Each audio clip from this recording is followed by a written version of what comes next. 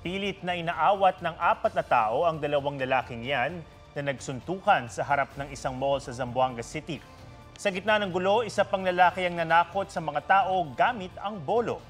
Sinipa niya rin ang isang barikada at nanuntok ng gwardya.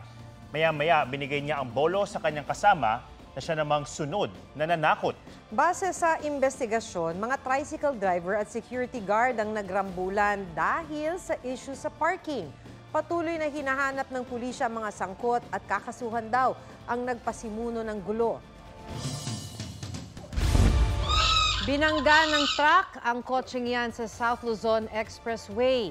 Sa kuha sa likuran ng kotse, makikitang pumasok ang truck sa linya ng kotse at saka binangga. Bagamat gumasgas sa barrier sa gilid ng SLEX, nakaligtas sa aksidente ang mga sakay ng kotse, kabilang ang 2 bata at kanilang ina. Tumakas ang truck pero natunton sa C5 3 araw matapos ang insidente. Git ng driver sa pulisya, di niya alam na may nabangga pala siya. Nahuli ang pag-abandona sa isang sanggol sa loob ng isang simbahan sa Pili, Camarines Sur. Pagbaba ng sasakyan, pumasok ang isang lalaki sa simbahan kasama ang babaeng may bit-bit sa sanggol. Nagtungo ang dalawa sa gilid ng simbahan na hindi natanaw ng kamera.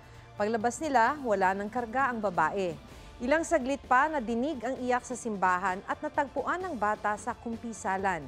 Dahil hindi namukhaan ng dalawa, sinusuri ng mga pulis ang kuha ng CCTV sa ginamit na sasakyan para matukoy sila.